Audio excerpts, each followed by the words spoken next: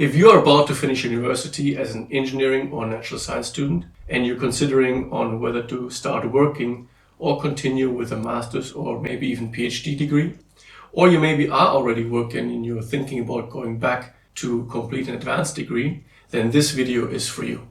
I'm Simon. I did my bachelor's and master's in chemistry in Germany at the Technical University of Darmstadt and partly at the University of Massachusetts in Lowell, and then my PhD in chemical engineering or process engineering, also in Germany at the Max Planck Institute and partly in Berkeley at the National Laboratory in the US. And today I want to share my own personal experience and that of other engineering and science colleagues of mine to help you decide whether a master's or PhD degree will be beneficial for your career or not. A disclaimer in the beginning: of course, this decision also depends on a lot of personal factors. For example, your personality type, and also if you like to work on very detailed topics over a prolonged period of time, and even things like your financial situation, your family situation. And with those topics, I will deal in a fully separate video. What we're going to focus on today is 3 general factors that are applicable to everyone that will help you decide whether an advanced degree like a master's or a PhD is going to accelerate your career, so be helpful for your career, or is it just going to slow it down or have no effect at all. And those 3 criteria are: 1, which kind of career track you want to pursue, whether that's a generalist career or an expert career, and I'll explain that more in a second. The second factor is where you're located, because there's a vast difference in between Europe and the US, for example, on whether a PhD or master's degree is going to be beneficial or even required for your job.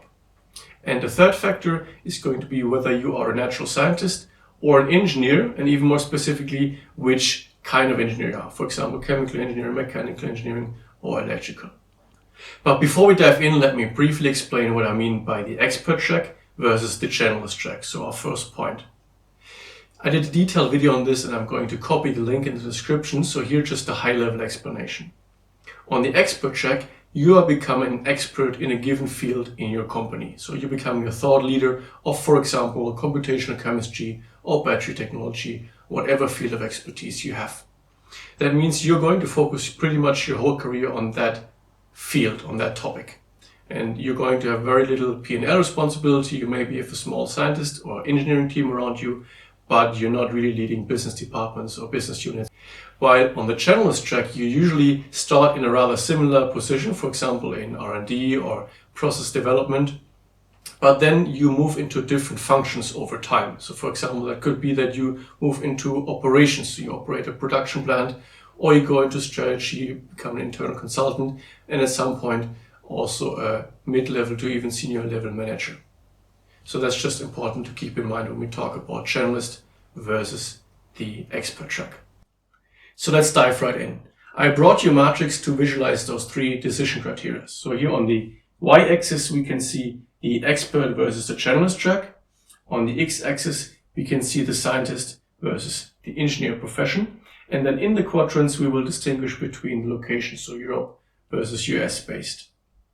Let's start with the first quadrant, the scientist as an expert.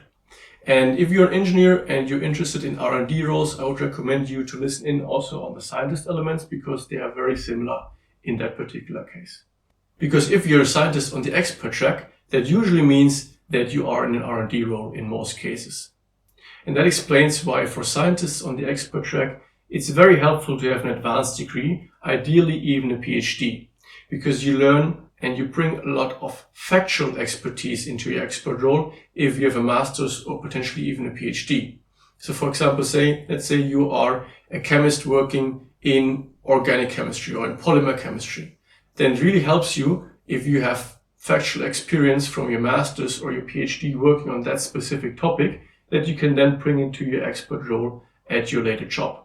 The second reason why a PhD, in my opinion, is very helpful for scientists on the expert track is because as a PhD student, you learn how to be an independent researcher. You learn how to conduct experiments, how to design them by yourself, and maybe even lead a small team of technicians or younger scientists yourself. So, and that's exactly what those companies are looking for, right? They want a thought leader in a given topic. So they need someone that has the experience and has shown that he can conduct independent research. So that means if you're a chemist, a biologist, and also a physicist, with physicists being a little bit the exceptions because with their strong math background, they can also go into fields like statistics or data science.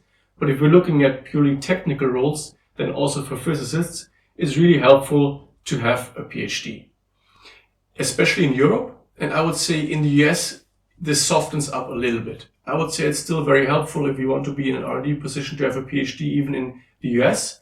But there, as I said, the criteria is a little bit less hard, where sometimes also a master can be sufficient.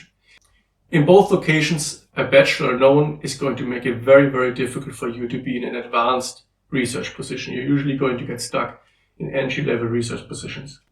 I used to be part of a talent program of one of the biggest chemical companies in the world, in Europe, and they even told us straight away that without a PhD to become a scientist there is going to be, let's say, very, very difficult. So let's take a look at the second quadrant, the expert track for engineers. For an engineer, it is less important to do a PhD than it is for a scientist on the expert track. I can say that already in the beginning as a general statement.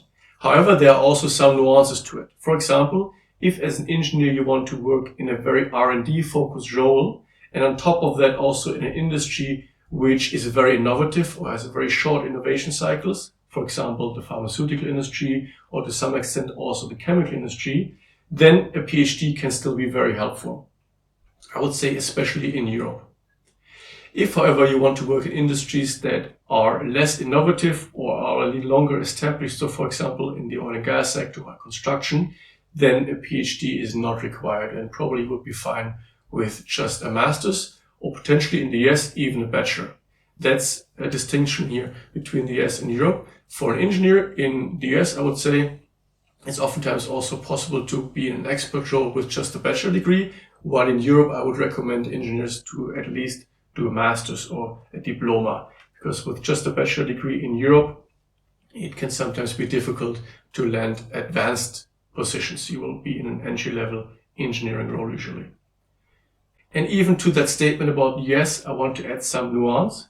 When I did my semester abroad in my master's at UMass Lowell in plastics engineering in the USA, a lot of my colleagues there told me from their experience that a master's degree can help you land very competitive jobs and even more so a PhD. So for example, one friend of mine there told me that his PhD in plastics engineering helped him land a molding engineering job at Apple. So if you want to apply for, let's say, very competitive positions, then an advanced degree like a master's or a PhD can also in the US be very helpful. So in summary, I would say PhD for an engineer in the expert track really only if you have a good reason for it. So for example, if you want to work in an R&D role or in a highly competitive role in a very innovative company. In other cases, a master is sufficient. And in some cases in the US, particularly in the US, a bachelor can be fine as well. So how does it look like for the generalist track? Does an advanced degree make sense here or not? If we look at the statistics, then in the US, 69% of CEOs have an advanced degree. And in Europe, in UK, Germany, Switzerland and France, it's in the range of 70 to 90%. So in general, an advanced degree is going to help you in the generalist track if your aim is to become a mid to senior level leader. Of course, an advanced degree does not necessarily mean a PhD. That very oftentimes in those management positions actually is also an MBA. But if we, for example, look at the DAX, that's the collection of the 40 biggest German companies, then the board members of those DAX companies, not just the CEOs, but the board members, 30% of them have a PhD. And if we look at the German board members in those DAX companies, it's even 40%. So particularly in Germany, but I would say in Europe in general, a PhD as a generalist is still I would say, very common degree and actually a very helpful degree if you want to reach mid to senior management level positions. Again, we need to differentiate a bit by location. So in the US, the MBA is in my experience a bit more dominant compared to the PhD. So there a lot of engineers or scientists in leadership positions, they have a bachelor or master's in their original field, and then instead of doing a PhD, they actually have an MBA. So it depends a bit, again, on the location, but in general, an advanced degree is very helpful. In Europe, it's still more pronounced, the PhD. In the US, I would say the MBA is more pronounced. And over time, we've seen that in the last 10, 15 years, an MBA is also becoming more popular in Germany. For example, the share of MBAs in the board of DAX companies rose from about 11% to 19% in the last roughly 10 years. So that's just an overall comment to the generalist track, independent on whether you're a scientist or an engineer. Let's dig a bit more specifically into the scientist quadrant here.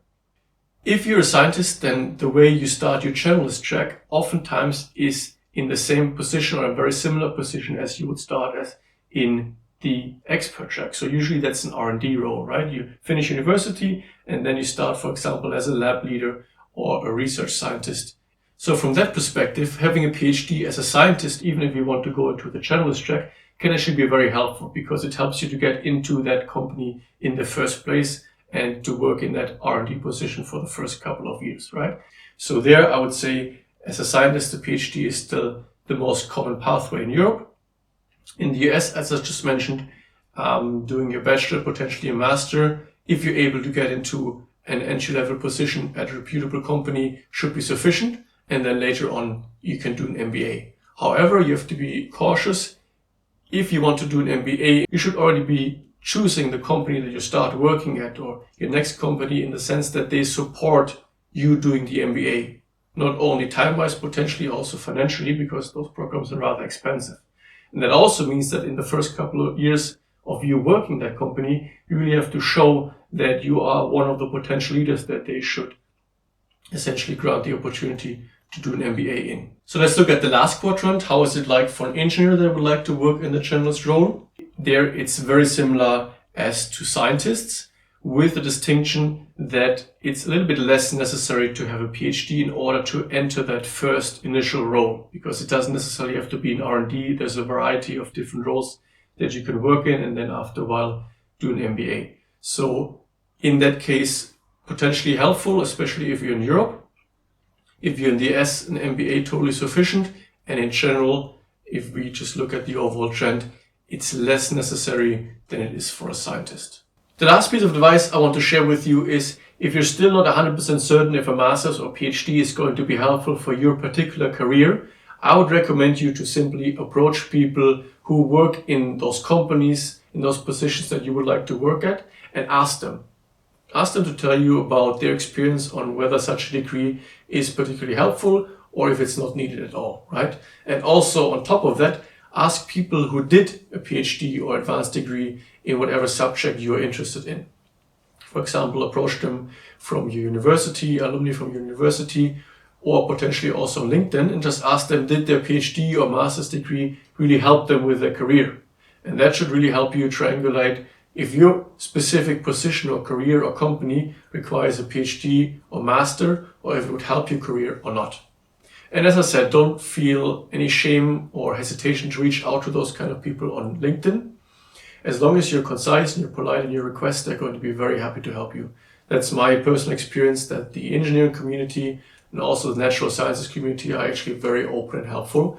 And also me personally, if someone more younger or junior is reaching out to me and asks me, hey, should I do this career move? Should I do this PhD program or this master's program?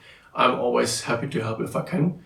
So don't hesitate to reach out to people who already have that experience that you're looking for in helping you make that decision.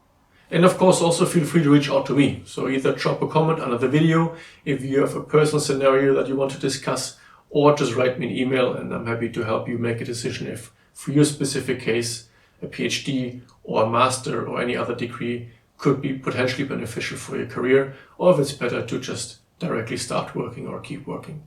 Thanks a lot for listening in, and see you in the next video. Cheers!